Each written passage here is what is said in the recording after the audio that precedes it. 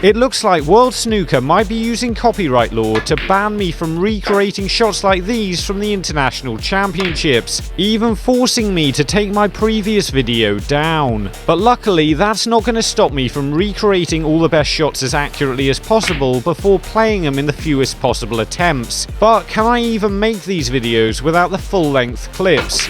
Please let me know if you think what I've come up with is going to be a workable solution moving forwards. So let's begin, as Yize finds himself 4 frames to 2 behind against Judd Trump, and not only does he knock in this long red, he gets in perfect position on the black, allowing him to take the frame with an 88 break, and he'd eventually win the match by 6 frames to 4, despite being 4 frames to 0 behind at one stage. My first attempt showed just how wrong this shot could go, but my second is definitely a big improvement.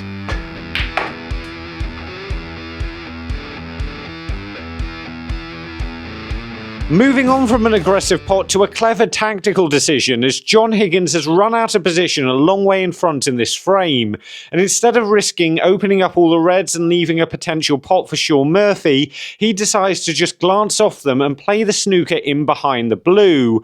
Not that I think that's going to be as easy as it sounds, but we're about to find out now. And I was right. I realised on my first attempt I basically just pushed the red over the corner pocket, and had I been playing Shaun I'd almost certainly have lost the frame from that.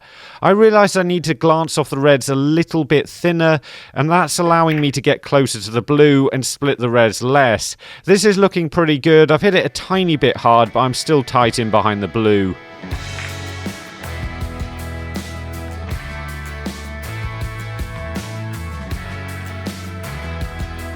Yize has found a pot in the frame he needs to defeat the world champion and make it through to the final, but unfortunately he's run out of position at the same time, so has to pot this difficult yellow.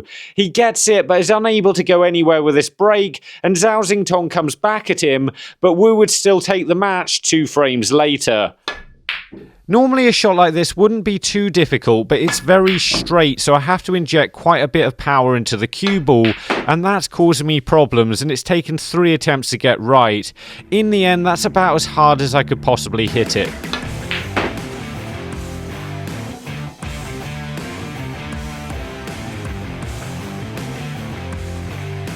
Judd Trump's 2 frames to 1 behind and struggling for position when he finds himself on this straight red, and despite being some distance from it, he not only manages to pot it but screw the cue ball all the way back for the blue. He cues this one really well, so let's see how difficult it really is.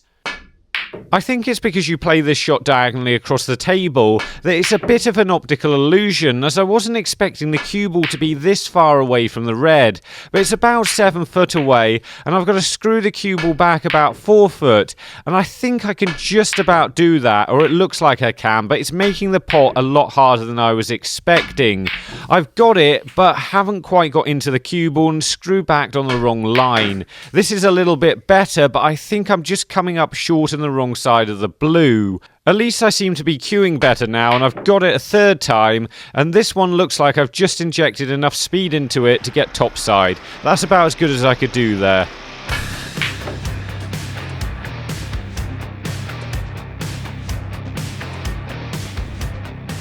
Zak Surety just needs 1 more frame to defeat Neil Robertson, and he's ahead here, but he's in a difficult position on the bolt cushion when he's forced into playing this long pot, gets it, and is able to make a 78 break from this, taking the match. Because the cue ball's so close to the cushion with this shot, I've got to essentially hit it as hard as I can, which I've managed to do there, and I'm delighted it's gone in after 2 attempts because accuracy at that speed is difficult, but unfortunately that's as hard as I can hit it.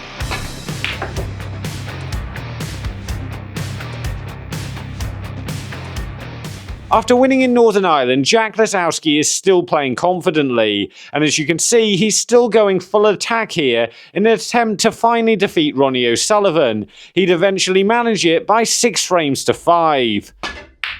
This one looks fairly comfortable standing behind it, because in theory if I just play this with a lot of backspin and pot the red, I should be okay. Although a lot of these shots are a bit disappointing, so hopefully I can get closer.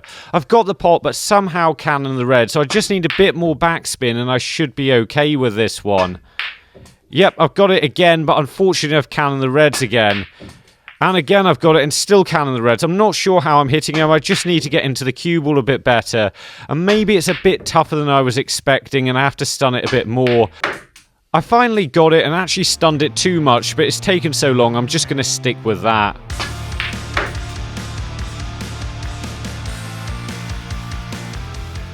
World champion Zhao Xintong has been struggling a little bit since he took the title and is behind in this match, but finds this excellent long pot to get him in the second frame, which he would take with an 88 break and eventually win the match, making it all the way through to the semi-final in the end.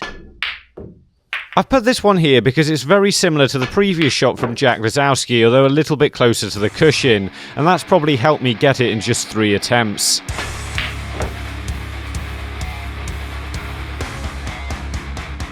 After securing the first frame, Jack also attempts a crazy double in this match.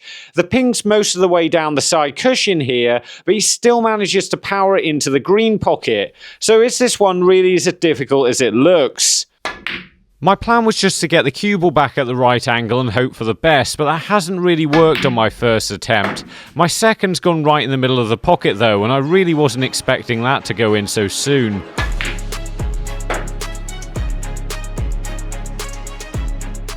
And up against that, Shaun Murphy, who'd also secured the frame, and plays this double for a 117 break. He'd eventually go on to defeat Ding here by 6 frames to 2 in this match. Although this shouldn't be too difficult, my first attempt's embarrassingly bad as I didn't hit the black in anywhere near the right direction, and I did exactly the same thing with my second. The third's looking a lot better though, so which of these was the cheekiest double? There's nothing on either of these, and Shaun's looks fairly simple, so he only gets 2, whereas Jack's looks a lot more impressive, so he gets 4, and he's clearly this week's winner.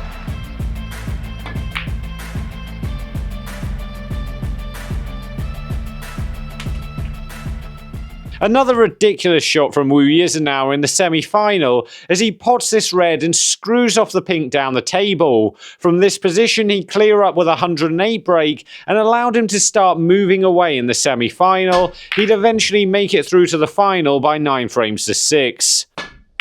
Even though I got close with my first attempt, I think this one's going to be difficult to get used to, as you never usually play a screw shot like this on such a thin contact, so I'm struggling to work out the right angle and see where I need to hit it. That said, I'm not getting too far away on most of these, and hopefully I can just find the pocket because putting all the balls back into the right place is taking quite a long time, and I'd like to get one fairly soon, although that's getting further and further away. Finally gone in, and I've screwed back roughly to the right place, actually a little bit too far.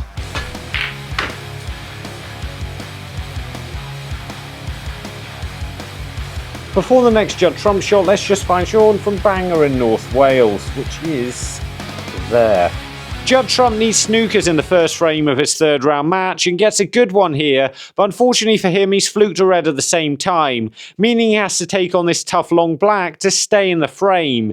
He gets it and gets a chance to play for snookers but never ends up getting one. He still wins the match by 6 frames to 3 in the end though.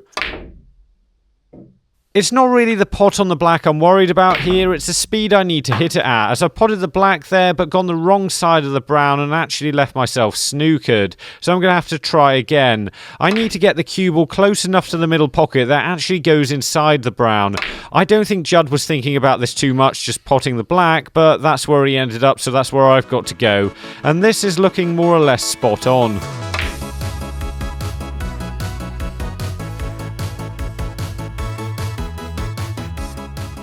Another great pot from Yize, this time in the final against John Higgins. Made all the more significant because this gave him the chance he needed to take the match and his first ever tournament win. So let's see if I can get anywhere near this one. This is one of those shots that I'm going to have to cue really sweetly, but I know my cloth's good enough to give me the reaction I need out of the cue ball as long as I can get the pot. It's gone in and I'm roughly in the right place. Could have done with a fraction more backspin, but that's more or less perfect.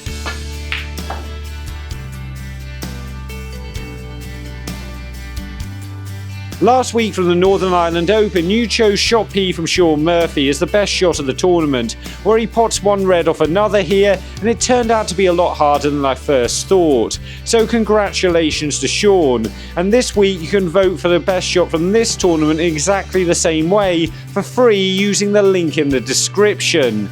And if you haven't seen our previous couple of videos, then have a look at these two. And remember, don't just watch, play, and make the commitment to becoming a better player by subscribing to the channel and visit the website. See you later.